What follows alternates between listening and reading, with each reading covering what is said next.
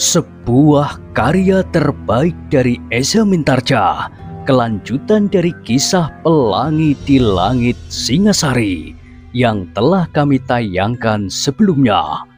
Kisah kolosal bernuansa sejarah dan fiksi di kehidupan tanah Jawa dengan judul Bara di Atas Singgasana.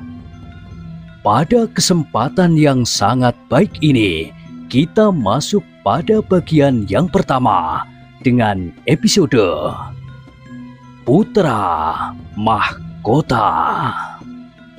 Sahabat Permata TV yang tercinta, saat ini kita sampai pada seri yang ke-8.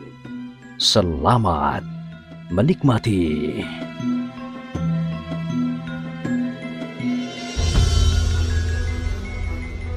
Pada kisah sebelumnya telah diceritakan, beberapa saat kemudian mereka melihat sekelompok orang yang berdiri termangu-mangu. Dalam sekilas Mahesa Agni dan Cantrik itu pun segera mengetahui bahwa orang-orang itu benar-benar orang-orang Kediri yang menyingkir dari kampung halamannya oleh ketidakpuasan atas tata kehidupannya yang baru. Agaknya mereka terkejut sekali ketika mereka melihat Mahesa Agni dan Cantrik itu muncul dari balik gerumbul liar. Dengan sigapnya beberapa orang di antara mereka segera mempersiapkan diri, sedang yang lain perempuan dan anak-anak melingkar saling berpelukan dengan wajah yang pucat. "Siapakah kalian?"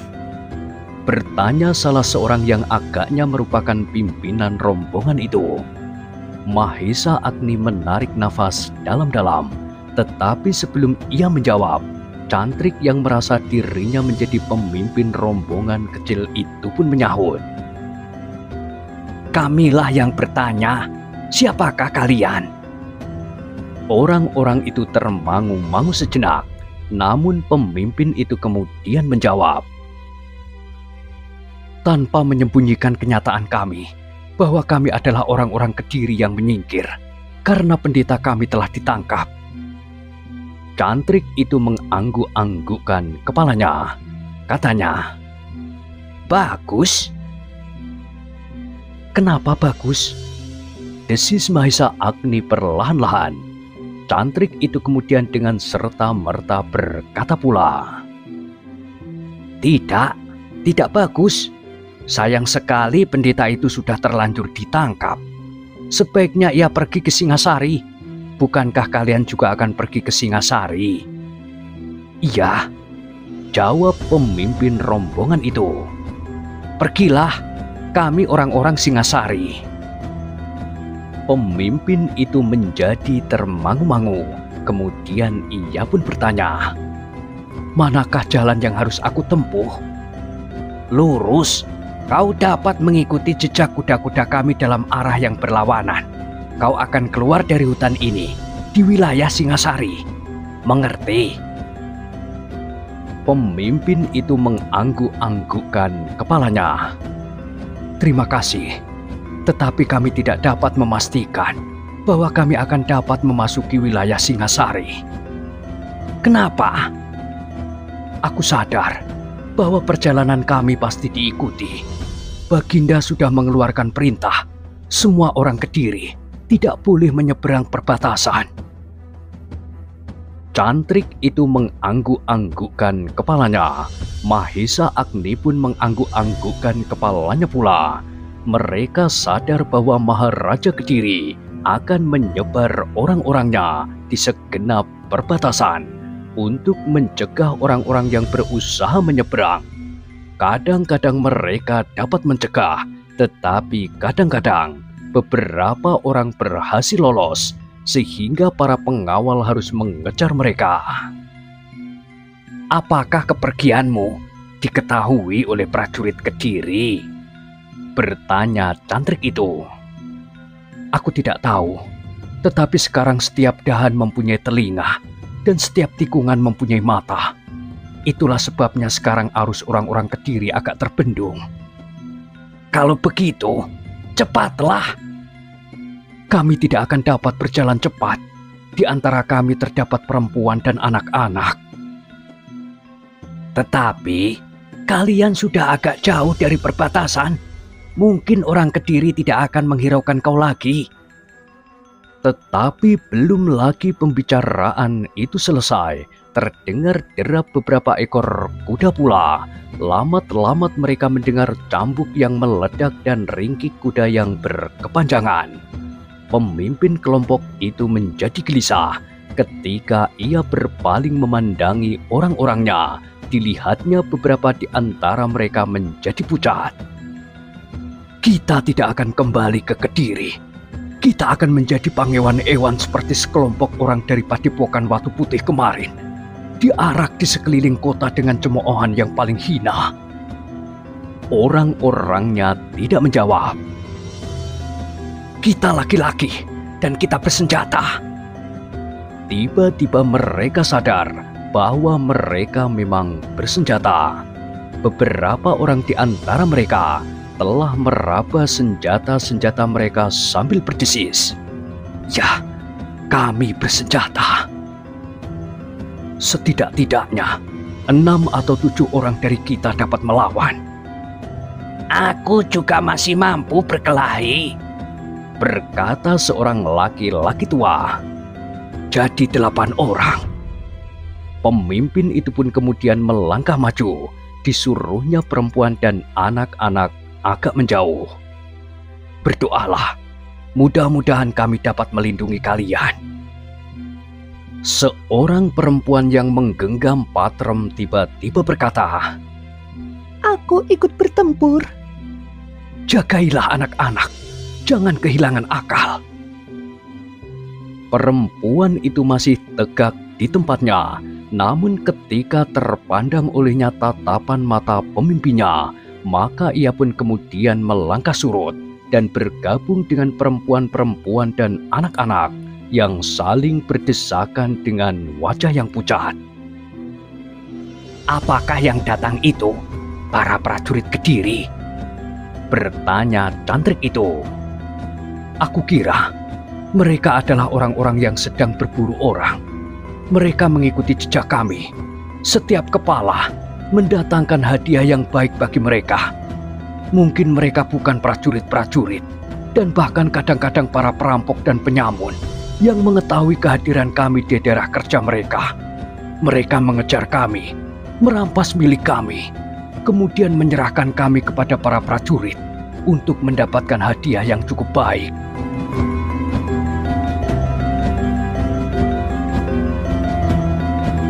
Mahesa Agni mengerutkan keningnya. Apakah hal itu dapat terjadi dalam pemerintahan Baginda Kediri yang sekarang? Ataukah memang ada orang-orang yang sengaja menumbuhkan kesan yang sama sekali tidak menguntungkan bagi Kediri? Saat yang tepat bagi Ken Arok. Mahesa Agni menarik nafas dalam-dalam. Ia memang cerdas dan mampu memperhitungkan keadaan yang dihadapinya. Ia akan berhasil menguasai Kediri, sebagaimana ia telah berhasil menjerumuskan Kebu Ijo ke dalam kematian, sekaligus tuduhan yang paling hina.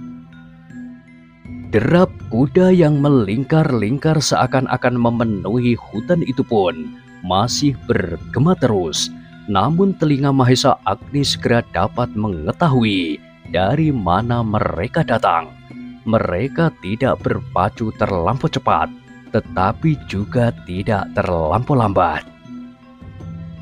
Nah, kita akan berkelahi untuk mempertahankan diri, berkata pemimpin rombongan itu. Aku adalah orang yang paling bertanggung jawab atas rombongan ini. Karena itu, Kisanak berdua lebih baik menyingkir, supaya kalian tidak disangka membantu kami. Orang-orang yang sedang berburu itu kadang-kadang sama sekali tidak mempergunakan nalar, apalagi rasa peri kemanusiaan. Mahesa Agni tertegun sejenak ketika ia berpaling. Dilihatnya cantrik kawannya itu berdiri termangu-mangu. Silahkan Kisanak. Terima kasih atas petunjuk kalian jalan ke Singasari. Aku orang Singasari. Berkata cantrik itu tiba-tiba. Jangan mempersulit diri sendiri. Kalian tidak usah terlibat dalam persoalan ini. Kami sudah mempunyai 8 orang yang akan mengangkat senjata kami masing-masing untuk melindungi perempuan dan anak-anak kami. Tanpa sesadarnya Mahesa Agni memandang perempuan-perempuan dan anak-anak yang ketakutan. 3 orang perempuan itu, 2 orang setengah baya, beberapa orang anak-anak, dan 3 orang gadis-gadis muda. Ketika terpandang olehnya sepasang mata yang berkilat, Mahesa Agni berdesir.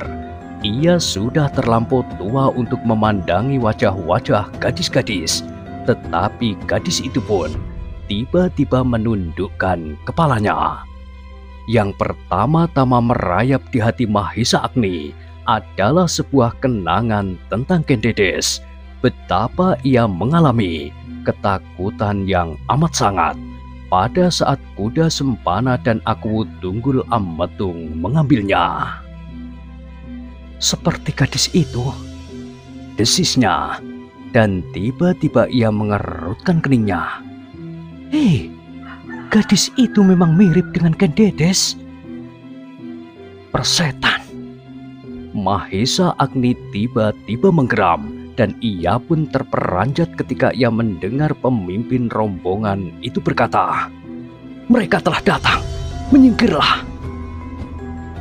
Tanpa sesadarnya Mahesa Agni melangkah beberapa langkah surut.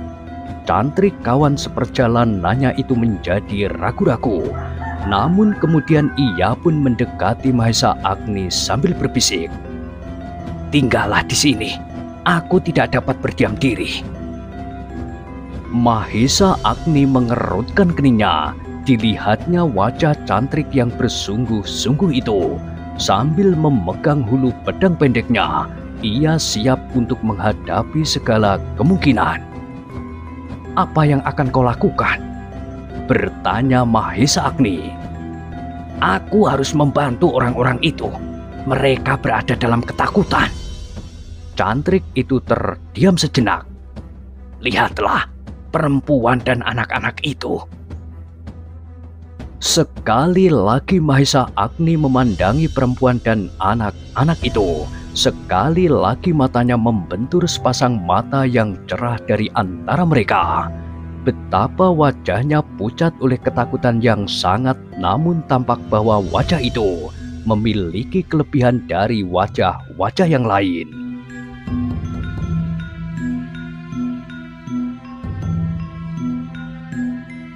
Sementara itu, beberapa orang berkuda telah muncul dari balik dedaunan. Pemimpin dari orang-orang berkuda itu segera memberi isyarat untuk berhenti. "Nah, itulah mereka!" teriak salah seorang dari mereka. Pemimpin rombongan itu mengangguk-anggukkan kepalanya. Katanya, "Kau telah membuat kami gelisah. Kami kira bahwa kami akan kehilangan kalian. Namun akhirnya kami menemukan juga." Pemimpin rombongan orang-orang Kediri yang akan menyeberang itu masih berdiam diri, tetapi tangannya telah melekat di hulu pedangnya. Dipandanginya saja orang-orang yang menyusulnya itu dengan wajah yang tegang. "Jangan banyak tingkah seperti beberapa orang yang lain. Marilah kita kembali ke Kediri. Tidak ada apa-apa. Kalian akan disambut dengan baik." Pemimpin rombongan orang-orang yang menyeberang itu menggelengkan kepalanya. Katanya, "Apakah kalian menyangka bahwa aku tidak tahu apa yang diperlakukan atas orang-orang yang dapat ditangkap dalam perjalanan menyeberang ke Singasari? Nah, kalau demikian, kenapa kalian masih juga akan menyeberang? Perlakuan Baginda terhadap para pendeta sangat menyakitkan hati." Pemimpin rombongan orang-orang yang menyusul itu pun tertawa. Katanya, "Kalian terlampau mementingkan diri kalian sendiri. Kalian merasa bahwa kedudukan kalian jauh lebih tinggi dari rakyat Kediri yang lain.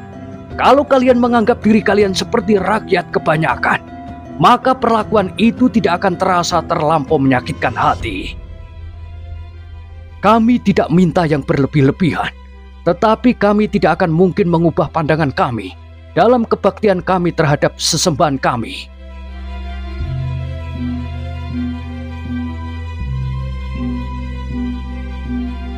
Pemimpin orang-orang yang menyusul itu pun kemudian berkata, "Kau juga terlampau banyak bicara seperti orang-orang lain. Kami adalah pemburu-pemburu yang berpengalaman. Menyerahlah, supaya kami tidak memperlakukan kalian, perempuan-perempuan dan anak-anak, apalagi gadis-gadis itu, seperti yang pernah terjadi." Pemimpin orang-orang yang menyeberang itu mengerutkan keningnya. Tanpa sesadarnya ia berpaling memandangi perempuan-perempuan yang ketakutan dan anak-anak yang mulai menangis. "Menyerahlah!" Tetapi pemimpin itu menggelengkan kepalanya. "Aku sudah terlanjur menempuh perjalanan begini jauh. Aku tidak akan kembali. Lebih baik kami berkubur di sini daripada kami harus menjadi tontonan di sepanjang jalan Kediri. Kalian tidak ada bedanya dengan kelinci-kelinci yang terpaksa kami selesaikan sebelumnya." Pemimpin rombongan yang menyusul itu tersenyum. Kemudian dipandanginya gadis-gadis di antara perempuan-perempuan yang ketakutan. "Ada juga gadis-gadis di antara kalian. Apa boleh buat?" Terasa rambut-rambut di seluruh tubuh gadis-gadis itu meremang. Mereka benar-benar serombongan pemburu manusia, desis Cantrik itu kepada Mahesa Agni. 10 orang. Apa boleh buat? Aku tidak akan dapat diam. Mungkin aku akan berkelahi mati-matian. Kalau kau mati, bagaimana dengan aku? Bertanya Mahesa Agni. Cantrik itu mengerutkan keningnya, namun kemudian katanya, "Kau dapat menyusur jalan sempit ini, terus sampai pada suatu saat kau akan terhalang oleh sebuah rawa-rawa yang sempit. Kau berbelok ke kiri, kemudian kau akan sampai pada lereng pegunungan yang terjal. Kali ini kau berbelok ke kanan, kau akan segera menjumpai padukuhan-padukuhan kecil. Di situ kau bertanya, di mana rumah Witantra? Kau akan sampai kepadanya." "Masih amat jauh, jangan mati." "Aku akan berusaha untuk tidak mati." Mahesa Agni tersenyum di dalam hati. Sambil mengangguk-anggukkan kepalanya, ia berkata, "Baiklah, tetapi hati-hatilah." Cantrik itu pun mengangguk-anggukkan kepalanya, tetapi ia tidak segera beranjak dari tempatnya. Orang-orang yang berusaha menyingkir itu pun segera menyiapkan diri. Kekuatan mereka sebenarnya hanyalah 6 orang. Seorang sudah separuh baya dan yang seorang telah lebih tua lagi. "Apakah kalian benar-benar akan melawan?" bertanya pemimpin rombongan yang menyusul itu. "Iya, jangan kecewa. Meskipun kau sudah mulai menghitung-hitung berapa kepala yang akan kau dapatkan, kali berapa keping uang." Orang itu tertawa. Katanya, "Kau tahu juga hasil yang akan kami peroleh dari buruan-buruan kami. Selain itu, semua harta benda yang kami dapatkan dari buruan-buruan kami akan menjadi milik kami. Kalian hanya akan mendapatkan kepala-kepala kami. Baiklah, kami harus mempergunakan kekerasan. 2 di antara kami adalah prajurit yang memang bertugas bersama kami, supaya kalian yakin bahwa kami adalah pemburu-pemburu yang sah. Lebih dari itu, kedua prajurit ini akan meyakinkan kalian bahwa perlawanan kalian akan sia-sia." "Persetan!" Tiba-tiba Cantrik itu berteriak sambil melangkah maju. "Aku berdiri di pihak mereka yang sedang diburu."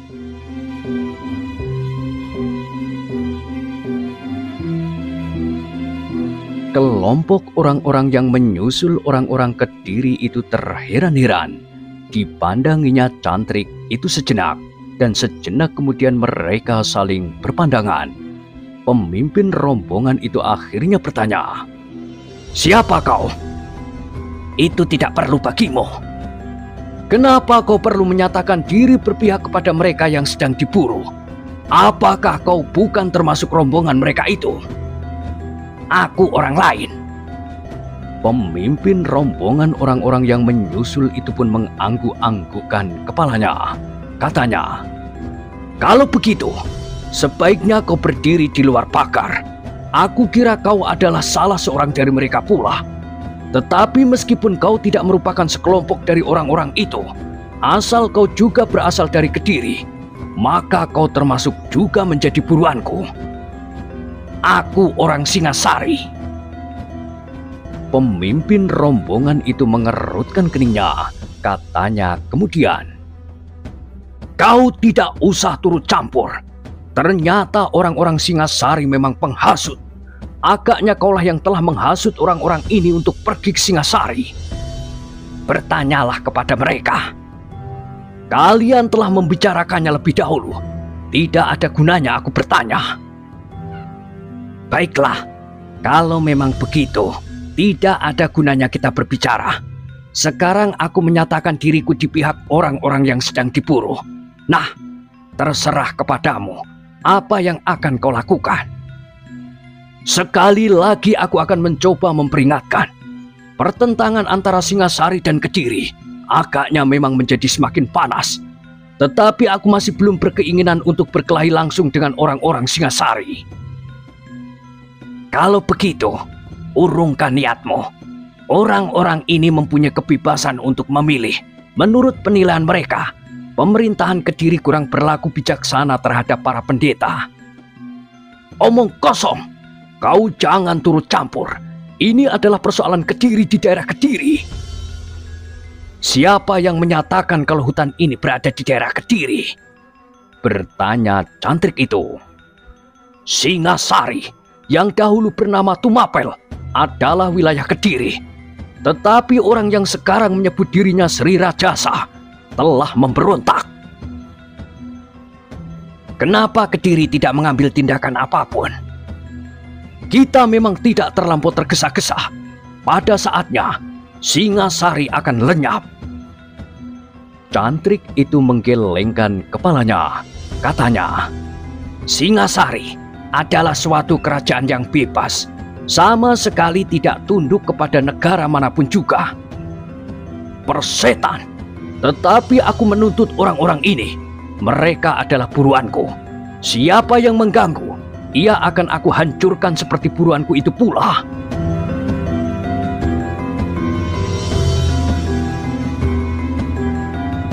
Cantrik itu maju beberapa langkah lagi. Kini ia berdiri semakin dekat dengan orang Kediri yang dikejar-kejar itu. "Kisanak," berkata pemimpin mereka, "sebaiknya Kisanak memang tidak mencampuri persoalan kami. Kita baru berkenalan di tempat ini, sehingga sebaiknya Kisanak tidak usah melibatkan diri dalam persoalan ini." "Tidak, aku tidak dapat melihat kebebasan yang diperkosa oleh pemburu-pemburu keuntungan diri sendiri serupa itu. Siapapun Kisanak dan siapakah orang yang sedang diburu, sah atau tidak sah, aku terpaksa melibatkan diri." Pemimpin rombongan itu menarik nafas dalam-dalam, tetapi ia sempat membuat penilaian atas kekuatan kedua belah pihak. Dengan jujur pemimpin rombongan itu mengakui bahwa kekuatan lawan agak lebih besar dari kekuatan mereka sendiri, meskipun Cantrik itu ikut bersama mereka. Tanpa sesadarnya, pemimpin rombongan itu memandangi Mahesa Agni yang masih berdiri di tempatnya. "Biarkan orang itu," berkata Cantrik itu seolah-olah ia mencoba menjajaki pikiran pemimpin rombongan itu. "Ia berada di dalam tanggung jawabku. Aku harus mengantarkannya sampai ke tempat tujuan. Karena itu, sebaiknya ia memang tidak ikut campur." Mahesa Agni menarik nafas dalam-dalam Tetapi ia tidak menyahut. Ia ingin melihat apa yang akan terjadi. "Baiklah," berkata pemimpin dari orang-orang yang sedang memburu mangsanya itu. "Siapapun kalian dan apapun kalian, kami akan menangkap kalian." Dengan suatu isyarat, maka orang-orang itu pun segera berloncatan dari punggung-punggung kuda mereka. Arena yang bersemak-semak dan ditumbuhi pepohonan yang rapat memang tidak menguntungkan untuk bertempur di atas punggung kuda. Sesaat kemudian, mereka pun telah memencar dan siap menyerang dari segala arah. "Jangan lukai perempuan dan anak-anak," berkata pemimpin rombongan orang-orang yang sedang menyusul orang-orang Kediri itu. "Terutama gadis-gadisnya. Persetan!" Seseorang yang sudah siap melawan menggeram. Ia mempunyai seorang gadis beserta istrinya di dalam rombongan perempuan dan anak-anak itu. Lawannya tertawa. Katanya, "Hahaha, bukankah kami cukup berperi kemanusiaan?" Tidak seorang pun yang menjawab. Setiap laki-laki di dalam rombongan itu ditambah seorang cantrik sudah siap menghadapi lawan-lawan mereka. 6 orang, 2 orang tua, dan seorang cantrik berhadapan dengan 8 orang pemburu manusia dan 2 orang prajurit yang berpengalaman. Setapak demi setapak para pemburu manusia itu pun maju, sedangkan orang Kediri yang diburu itu pun bersiaga pula menghadapi setiap kemungkinan yang akan segera terjadi. Senjata-senjata mereka dari kedua belah pihak sudah siap di tangan masing-masing. Mahesa Agni menyaksikan kedua belah pihak dengan berdebar. Benturan senjata di antara mereka memang sudah tidak dapat dihindarkan lagi. Cantrik yang pergi bersamanya itu langsung telah melibatkan dirinya, karena orang-orang Kediri yang melarikan dirinya itu pada umumnya adalah dari lingkungan keagamaan, keluarga dan orang-orang yang terdekat dari pendeta-pendeta itu yang tidak dapat menyesuaikan diri dengan keinginan Baginda Maharaja di Kediri. Sejenak kemudian maka benturan itu pun terjadilah. Orang-orang yang sedang berburu itu berloncatan sambil mengayunkan senjata mereka. Sedang orang-orang yang diburunya itu berusaha untuk mempertahankan diri sekuat-kuat tenaga mereka. Sejenak kemudian Mahesa Agni menarik nafas dalam-dalam. Ternyata cantrik yang pergi bersamanya itu memang mampu bermain dengan pedang pendeknya.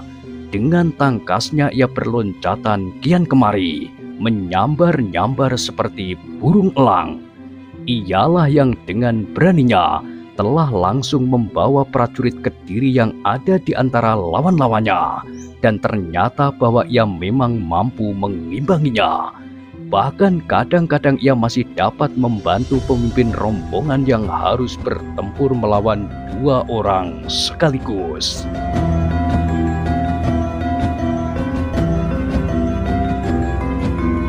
Perempuan-perempuan dan anak-anak menjadi semakin erat berpelukan satu sama lain.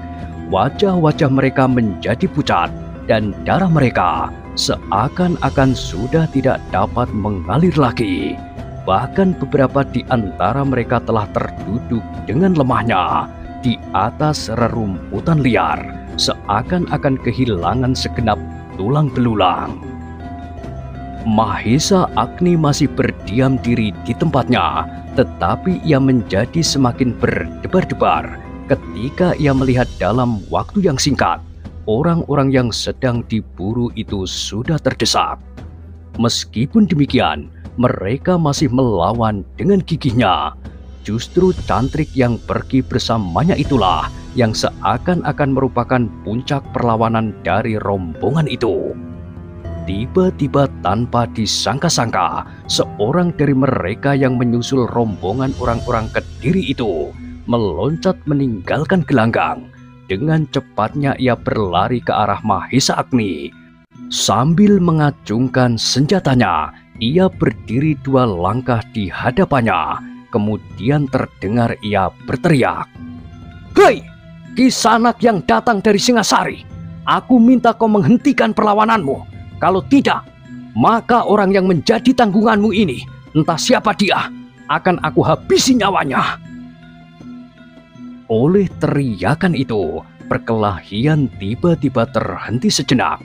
Mereka memandang dengan tegang salah seorang dari mereka yang menyusul rombongan orang-orang Kediri itu, mengacungkan pedangnya beberapa jengkal kepada Mahesa Agni. Cantrik kawan seperjalanannya itu menjadi tegang sejenak. Ia mendapat perintah dari Panji Bojongsanti untuk menyampaikan orang itu kepada Witantra. Kalau terjadi sesuatu di perjalanan, maka yang pertama-tama dipersalahkan pasti dirinya. Dalam termangu-mangu, Cantrik itu sama sekali tidak menjawab. Keringat yang dingin mengalir membasahi kening dan punggungnya. "Aku minta, tinggalkan arena. Kalau tidak, orang ini aku bunuh meskipun ia tidak bersalah." Cantrik itu masih berdiri kaku di tempatnya. Kini ia berdiri di persimpangan jalan. Kalau ia meneruskan perlawanan, maka Mahesa Agni itu terancam. Tetapi kalau ia kemudian meninggalkan arena, maka orang-orang Kediri itu dalam waktu sejenak saja pasti akan segera terbantai. Dalam keraguan-raguan itu, ia mendengar pemimpin orang-orang Kediri yang sedang dikejar-kejar itu berkata, "Tinggalkan kami. Kami sudah siap menghadapi kemungkinan. Kami tidak ingin melihat kalian ke dalam persoalan kami. Lebih daripada itu, ke dalam kesulitan yang tidak kalian kehendaki." Cantrik itu masih berdiri membeku. "Cepat, ambil keputusan," berkata orang yang memburu mereka sambil mengacu-acukan ujung pedangnya ke dada Mahesa Agni. "Jangan menunggu sampai kami kehilangan kesabaran." "Licik," teriak Cantrik itu kemudian. "Kalian tidak menghadapi tugasmu dengan jantan." Tetapi orang itu tertawa. Jawabnya, "Jangan banyak bicara. Kau berdua pergi, atau kau berdua akan mati di tempat ini." Dengan ragu-ragu, Cantrik itu masih menjawab, "Kalau kami sudah meninggalkan arena, kau pasti akan mempergunakan cara yang sama dengan mengancam perempuan dan anak-anak. Apa pedulimu? Apapun yang akan terjadi, kau sudah tidak akan menyaksikan lagi. Karena itu, cepat tinggalkan tempat ini." Cantrik itu benar-benar tidak dapat memilih yang manakah yang lebih baik, bertempur terus atau menyelamatkan Mahesa Agni. Namun pada itu, terdengar Mahesa Agni berkata, "Bertempurlah terus, jangan hiraukan aku. Aku hanya seorang diri, sedang orang-orang Kediri itu berjumlah lebih banyak." "Diam!" Orang yang mengacukan senjatanya itu berteriak.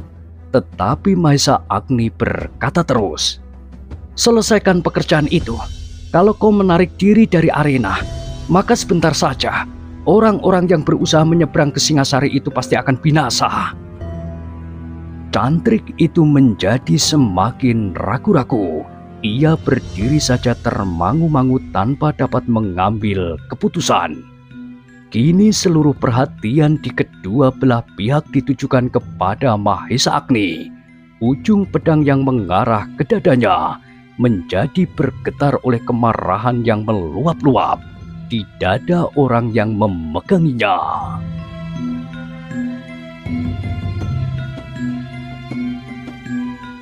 Nah, bagaimanakah kisah selanjutnya? Silakan ikuti terus kisah Bara di Atas Singgasana pada kesempatan berikutnya.